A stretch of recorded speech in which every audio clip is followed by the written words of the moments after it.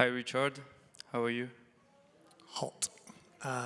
Yes, lovely to be here. Thank you very much for.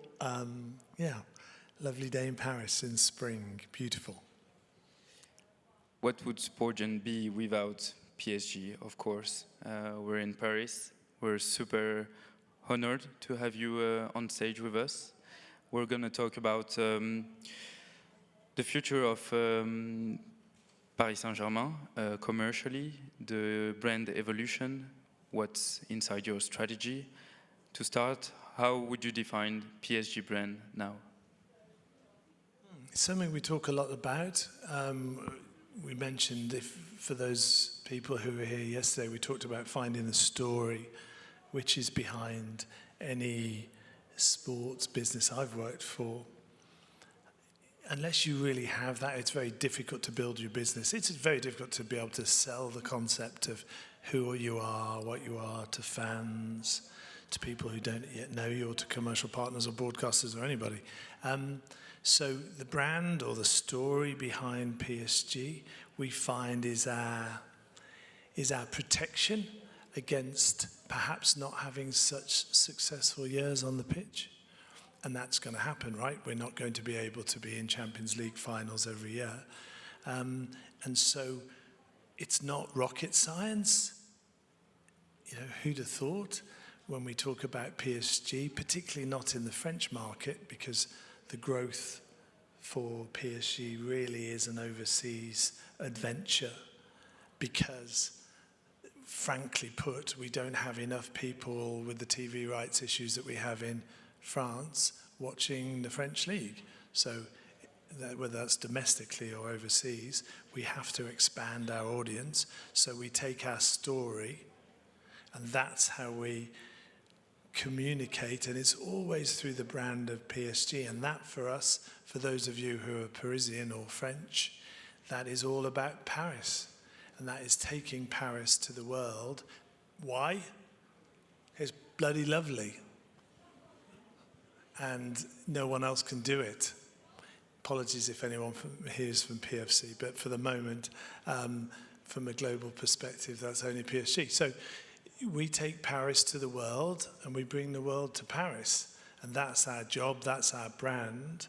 And a vital part of that is football, clearly. But we have handball teams. Shout out to the guys winning the French league last night. And we obviously have a women's football team, we have judo, but we have this cultural, if this sounds pretentious, I don't mean it to be, but it's really important. It's this cultural mix of where sport, lifestyle, culture meets. That's a description of Paris, right? So when we're going around the world, we talk a lot about the gastronomy in France. We talk a lot about the culture, the art, the music, and that is our brand. And it's a very long answer. Usually clubs think about performance first, performance on the pitch. When did PSG start thinking about building a brand, not only about being performant on the pitch? I have a personal belief that a lot of sport teams, businesses, franchises kind of get into this binary space. And I don't know if this resonates with any of you, but if you're talking about your brand, you can't be talking about your centre forward. It's kind of weird that you can't do both. So right from the start, from the acquisition of PSG by our chairman in 2011, this was always constructed as a dream on the pitch and off the pitch. And you started building a multi-sport property, going to women's football, handball, judo. Any other plans? Always plans, always looking, always open to the opportunities. And I would say, if you look at a tone within the club in terms of what we could be tomorrow and where we go next, it's very opportunistic and very kind of, we try and be dynamic, but we're, at heart a sports club, and sometimes it's not easy to be as dynamic. If we're talking about growing a global fan base, for example. I can sit here and say everything's tickety-boo, everything's tremendous, but it's a massive world, and as a small entity that PSG really is, you have to be pretty focused both on markets and people you want to go after and what you're going to say to them, how you're going to do it. And if not, and I'm sure everyone in the audience has done this, you can waste time, resources, attention. So focus is pretty tough. And so how are you talking to a Brazilian fan, or a French fan, or a Chinese fan? Well, first of all, you come to the core product, which would be the live games. That, for us, isn't as good as it should be. We do well in the Champions League, and that's broadcast pretty well around the world. But again, de-risking that, we have to think we can't do that every year. You can't rely on Ligue 1 to be on everyone's TV or telephone around the world. It just isn't. So we have to take the bull by the horns and say, okay, you mentioned China, really good key market for us. We look at, okay, digitally, content, events, activities. We have a kind of, it sounds very dull, but it's sort of a matrix, if you like. It's a terrible word to use in a presentation, but and we try and say, right, if we think this is a core market for growth for PSG, what do we have at our disposal to do in that country? So, office, boots on the ground, really important.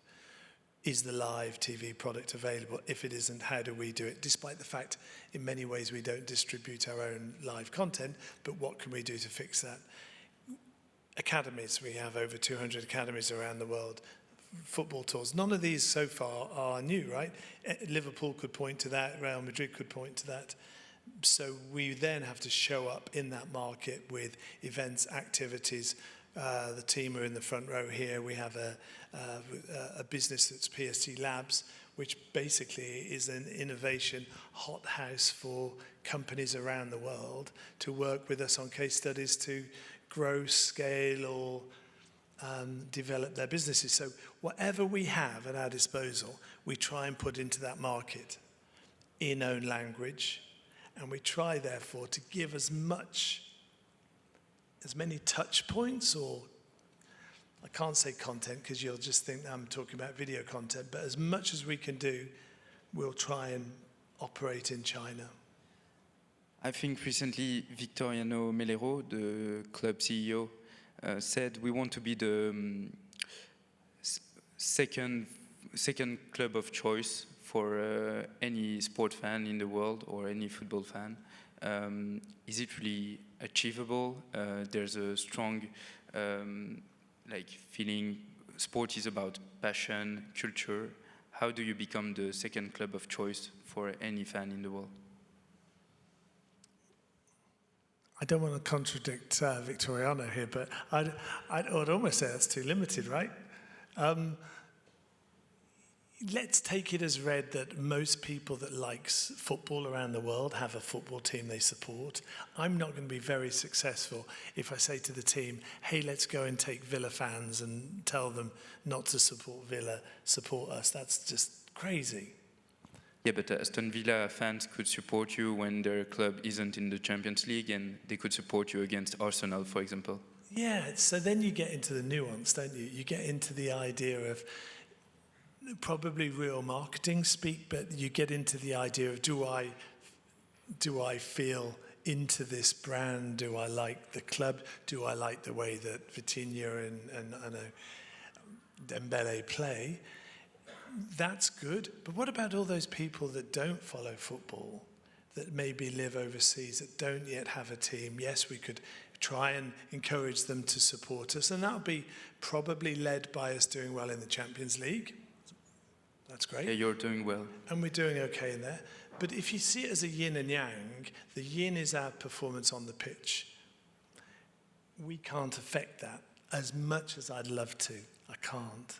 But the yang, we can, and that is showing up, talking to people in China or Brazil, for your examples, and giving them access to this experience of Paris, that they can be Villa fans, I don't know if I said this before. I'm going to pick on Birmingham because I'm from Birmingham, but so many British people come to Paris and love the city. And I'm going to make up a statistic that 96% of them are football fans with a football team, but they love Paris. They come, and we know statistically they're the second most visiting country. So we want to talk to them. And when we, for example, next season show up in Birmingham, if we play Villa in the Champions League, we can activate a whole range of activities in Birmingham, which won't be about football. French restaurants, French music nights, art, cultural activities, which people will go to, and they can get into the PSG band, whether they're interested in football or not. And that's what I don't see sports teams doing very often. And I think that's a real weakness, because if you're just banging on, let's use Messi.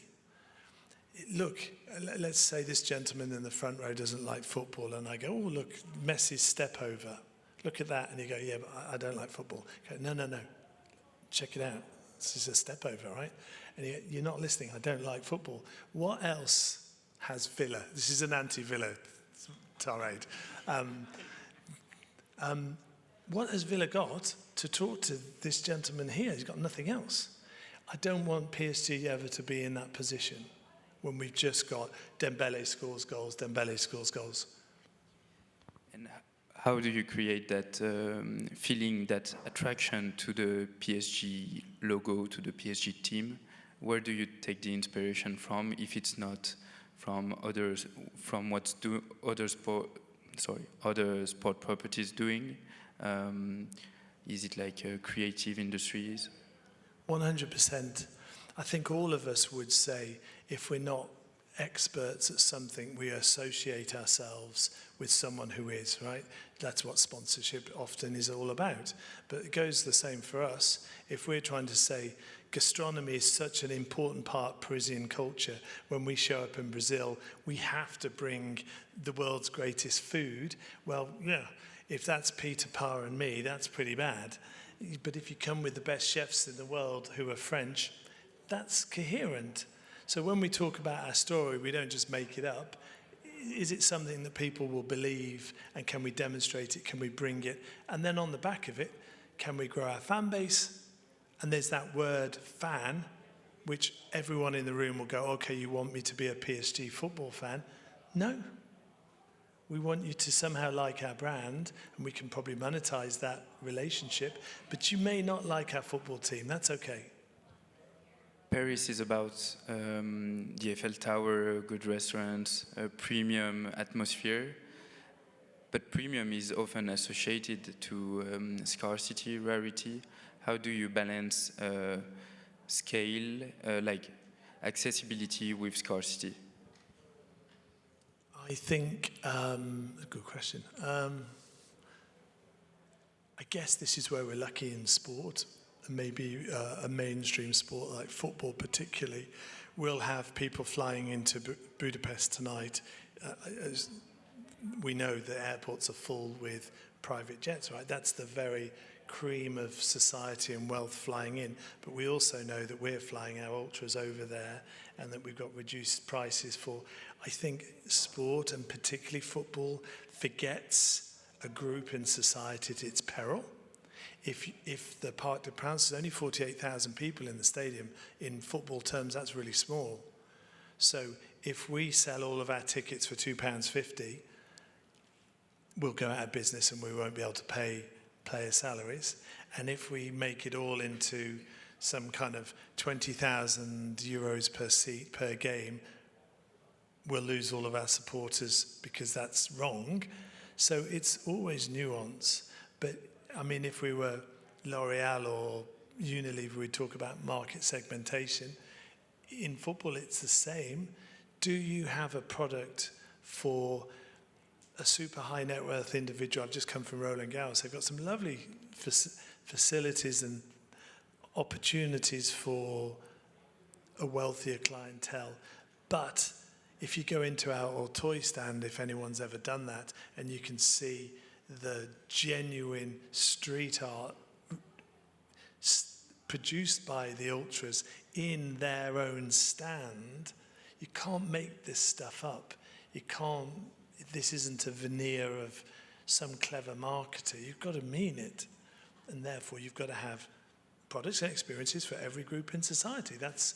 So I don't think it is difficult to get reach, scale, and exclusivity. You've just got to think about it.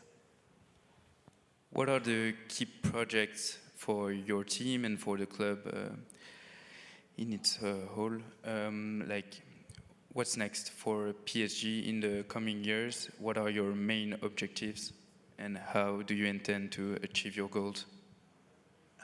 We want to grow. We want to be successful on the pitch, and we want to become a truly global brand at the intersection between sport, lifestyle, and culture. And if that sounds wishy-washy, it's just relentless. We have just invested a lot of money into the training facilities now that we've built in Poissy, which is nearby. Truly amazing place. If anyone gets a chance to come, I'd love to show you around. We're looking now at our stadium project, which is how do we grow our stadium. And then from a fan perspective, how do we get more people around the world kind of liking, doesn't sound very technical that, but kind of liking PSG, whether you want to be a football fan or whether you just want to come to our PSG house in Shanghai. There's one thing PSG is very lucky about is the stadium is located in the quite central in Paris, like accessible for everyone. There are multiple options on the table, as far as I know. If PSG was meant to move, to relocate to another stadium or build a new one, how would you attract still the population of Paris and the people that really love to go to Porte d'Auteuil? For those of you who don't live in Paris, this question will just go and you won't know what Paul's asking here. For those of you that live in Paris, you know this is the killer question. The answer to this is very clearly, we have a number of options that we're looking at for stadiums, and we're in the process of making that decision. We're very happy to be in Paris, and we'll continue to regard this project with interest. Thanks a lot, Richard. Thanks, everyone.